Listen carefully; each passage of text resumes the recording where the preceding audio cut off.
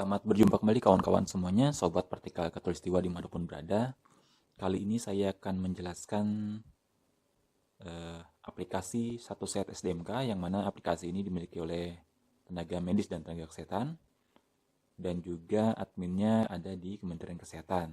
Nah, aplikasi satu set SDMK ini sangat perlu diketahui oleh seluruh tenaga medis dan tenaga kesehatan, karena hanya melalui aplikasi inilah nantinya berbagai aplikasi di Kementerian Kesehatan dapat diakses. Jadi beberapa aplikasi di Kementerian Kesehatan biasanya akan terintegrasi dengan satu set SDMK yang dimiliki oleh tenaga medis dan tenaga kesehatan ini. Nah, salah satu fitur yang digunakan di satu set SDMK adalah diantaranya untuk pengisian SKP platform ataupun yang kita kenal dengan pengisian SKP.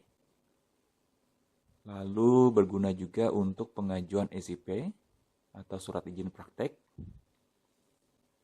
Dan aplikasi lain seperti insentif UKM, yang mana aplikasi satu set SDMK nanti terhubung dengan aplikasi SI SDMK yang akan dibaca oleh aplikasi insentif UKM. Nah, jadi aplikasi ini sangat penting diketahui dan digunakan oleh tenaga medis dan tenaga kesehatan. Nah, untuk mengaksesnya Bapak Ibu, kawan-kawan tenaga kesehatan dapat memasukkan terlebih dahulu email dan kata sandi dari masing-masing akun yang dimiliki oleh Bapak Ibu tenaga kesehatan. Jadi setelah mengisi email dan kata sandi, silahkan diisi di bagian kode captcha-nya sesuai yang muncul. Nanti jika sudah, silahkan klik masuk. Nah, bagi Bapak Ibu yang belum memiliki akun satu set SDMK, silahkan klik daftar terlebih dahulu untuk memiliki akun satu set SDMK. Nah, jangan lupa untuk email dan kata sandi disimpan baik-baik, karena memang aplikasi satu set SDMK ini hanya dimiliki oleh tenaga medis dan tenaga kesehatan dan juga Kementerian Kesehatan. Tidak dimiliki oleh instansi lain, baik itu Dinas Kesehatan Kabupaten Kota ataupun Dinas Kesehatan Provinsi. Demikian juga instansi lain seperti DPMPSP untuk penerbitan izin SIP tidak memiliki aplikasi ini. Satu-satunya admin hanya di Kementerian Kesehatan. Sehingga apabila terjadi kendala, ini hanya bisa dilakukan perbaikan oleh admin dari Kementerian Kesehatan. Artinya Bapak Ibu hanya bisa melakukan lapor melalui helpdesk di Dinkes agar dapat langsung terhubung dengan admin di Kementerian Kesehatan. Nah, jadi jangan lupa untuk akun ini disimpan baik-baik, baik itu email maupun kata sandinya. Nah, kita coba masuk ke dalam akun satu set SDMK ini.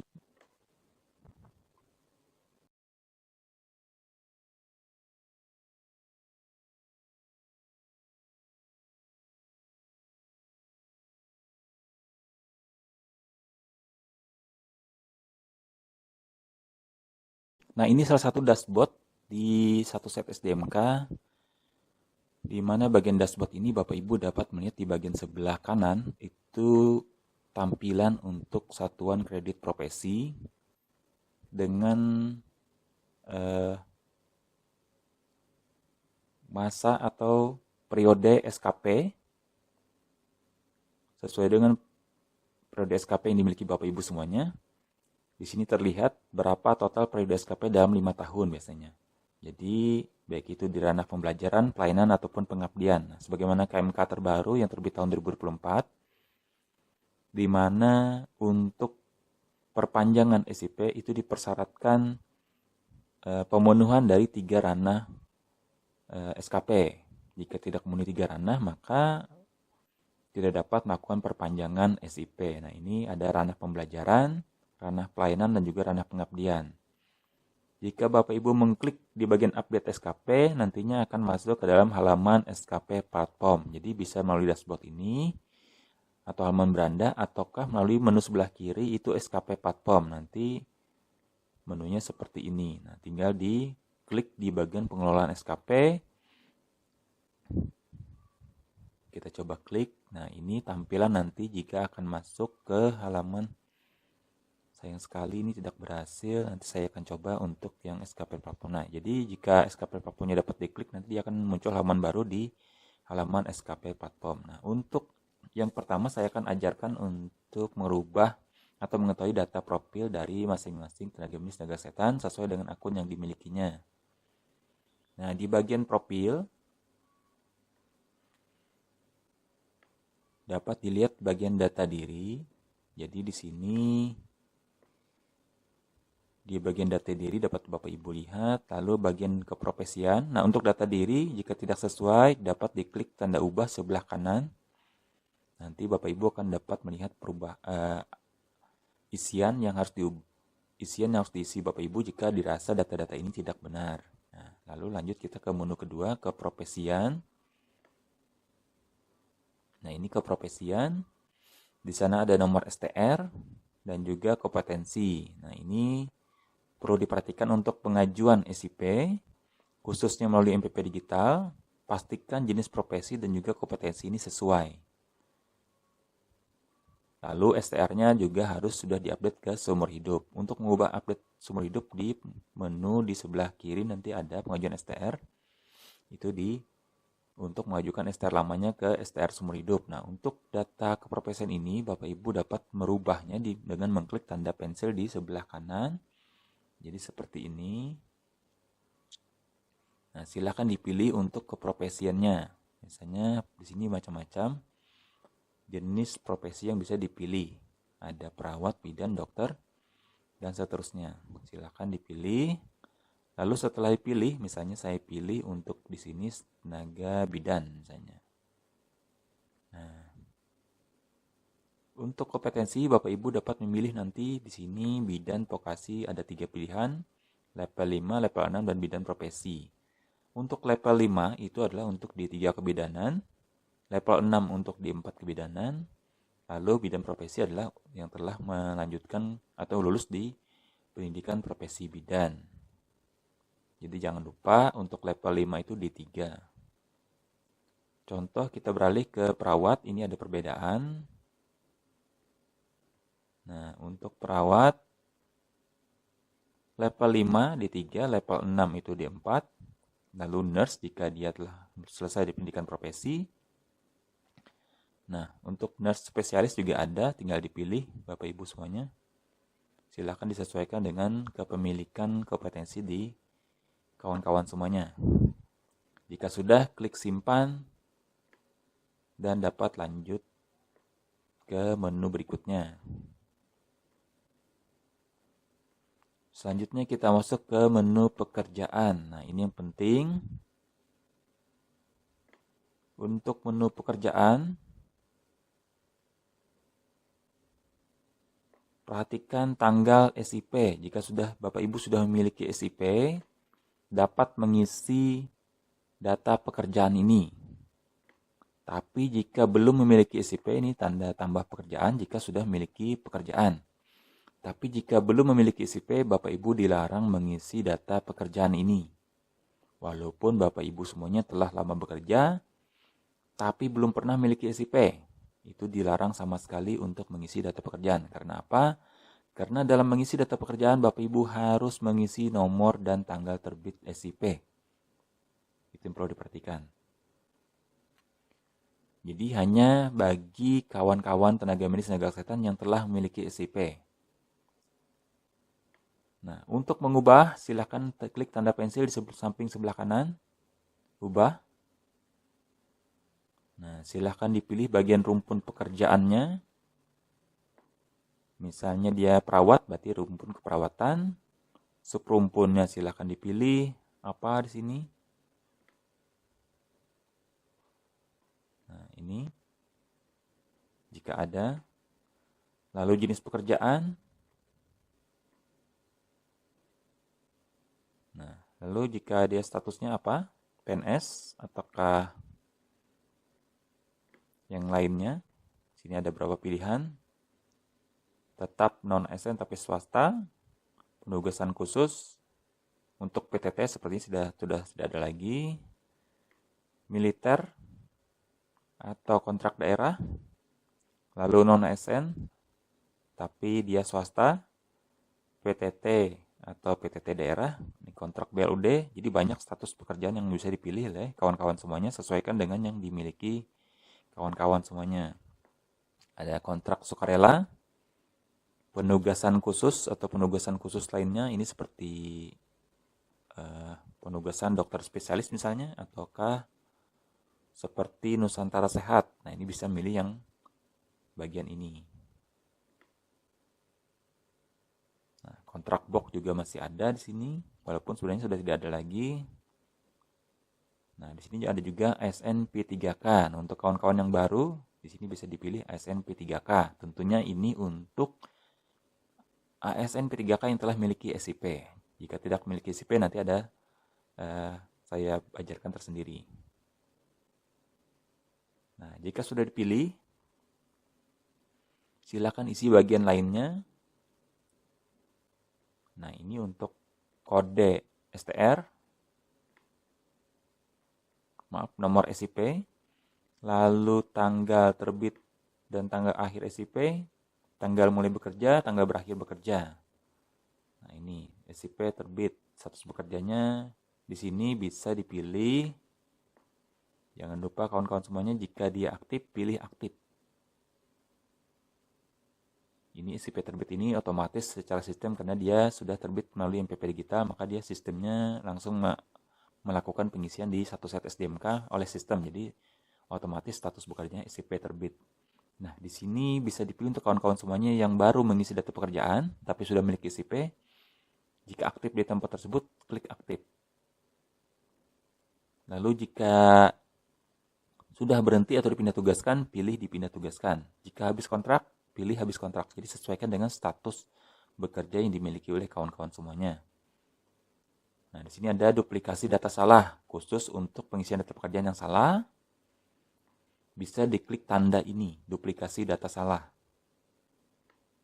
Ada status pensiun, meninggal dunia, paskes nonaktif, ditolak, dan penempatan program. Silahkan dipilih sesuai yang diinginkan atau yang dimiliki status bekerjanya oleh Bapak Ibu kawan-kawan semuanya. Setelah diisi, silahkan klik simpan. Nanti dia di bagian status akan berubah menjadi diproses.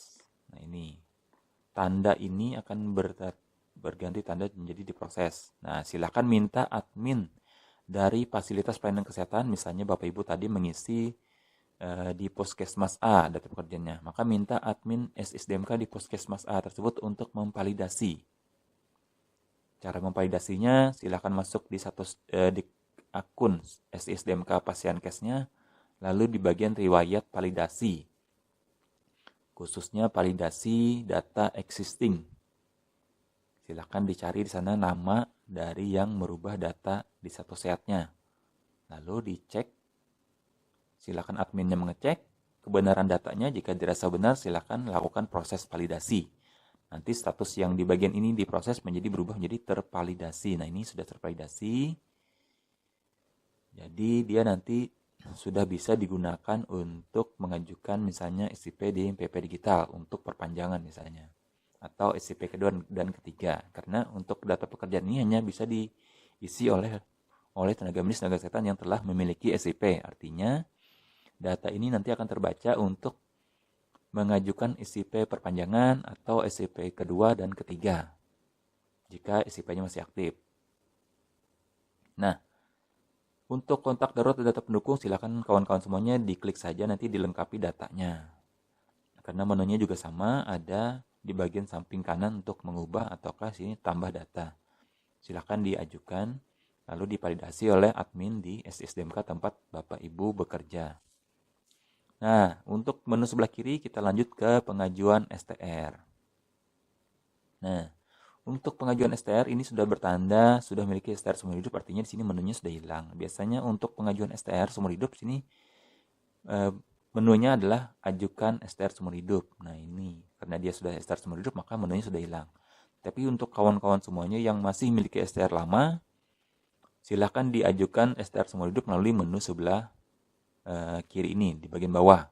Ada ajukan STR seumur hidup. Silakan diklik dan ditunggu 1-2 hari, nanti KKI atau Konsil Kesehatan Indonesia akan melakukan pemrosesan dari STR, pengajuan STR tersebut seumur hidup. Biasanya tidak memakan waktu lama, 1 hari sampai 2 hari sudah selesai. Tinggal dicek di satu set SDMK-nya di bagian pengajuan STR. Nanti kalau sudah disetujui seperti ini tandanya. Nah, jadi ada notifikasi di sini Anda sudah memiliki STR seumur hidup. Ada di bagian propis, silakan dicek nomor STR-nya. Biasanya untuk STR seumur hidup itu bukan lagi berupa angka, tapi gabungan antara abjad dan angka.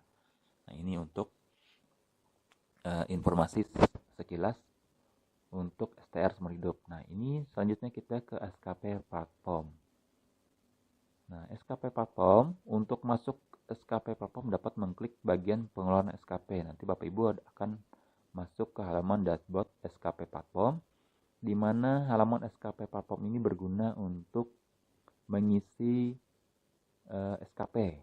Jadi khusus untuk ranah pelayanan dan ranah pengabdian dia harus diisi manual melalui halaman SKP platform Bapak Ibu semuanya.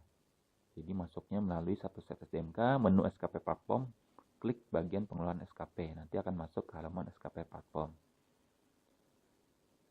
Nah, itu berguna nantinya untuk pengajuan SIP, khususnya untuk SIP perpanjangan, karena memang SIP perpanjangan mempersyaratkan pemenuhan SKP sesuai dengan target di profesi masing-masing. Misalnya untuk perawat dan bidan itu 50 SKP, khusus untuk tenaga medis itu sekitar 250 SKP.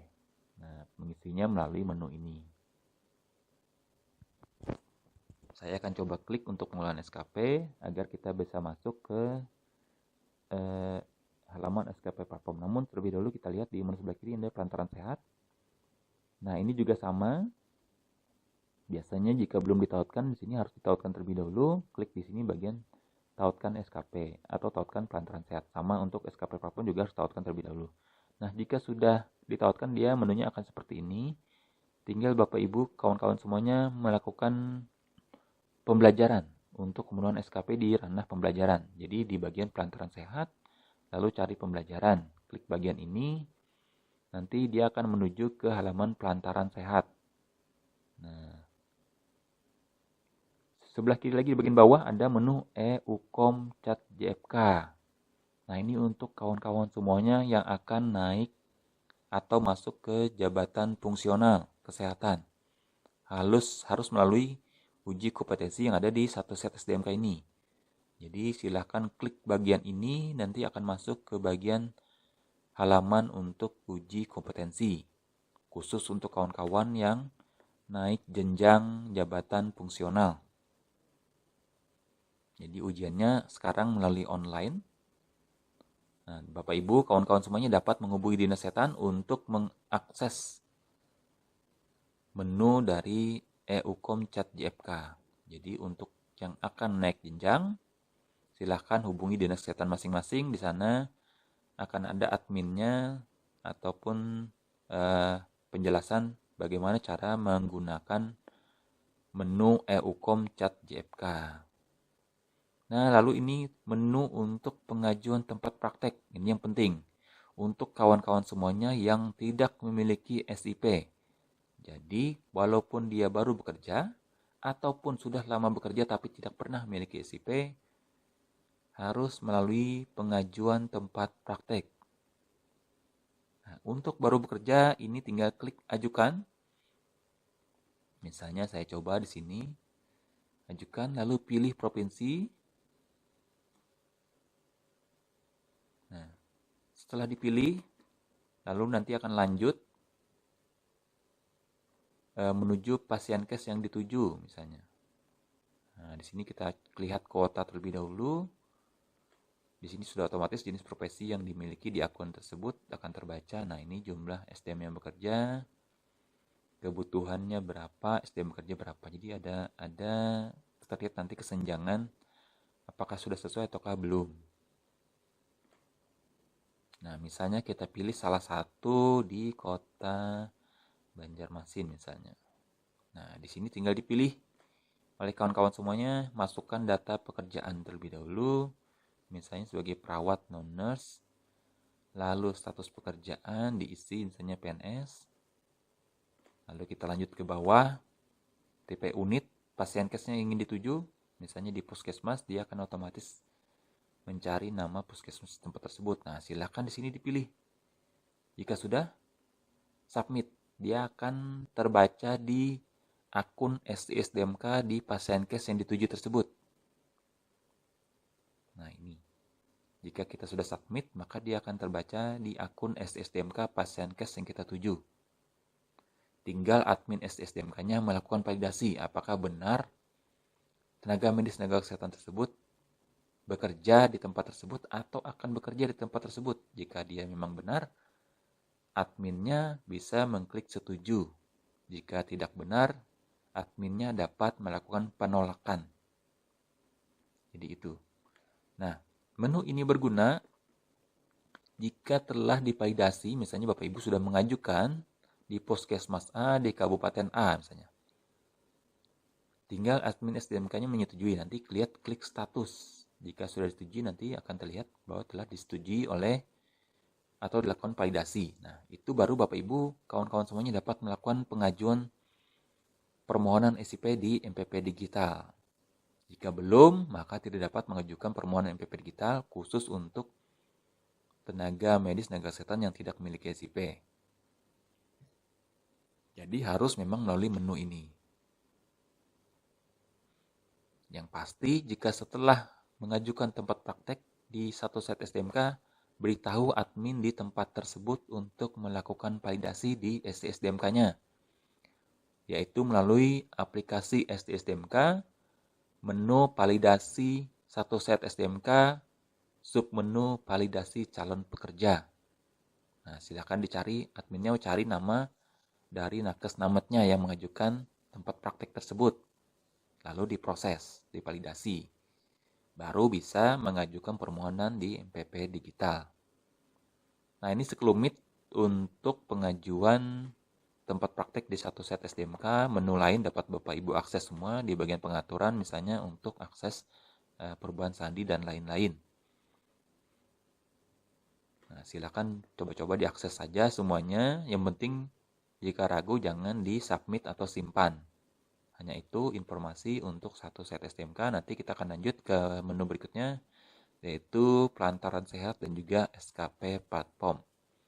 Demikian kawan-kawan semuanya, semoga berguna. Silakan jika yang masih belum jelas dapat mengajukan pertanyaan di kolom komentar. Sekian dan terima kasih.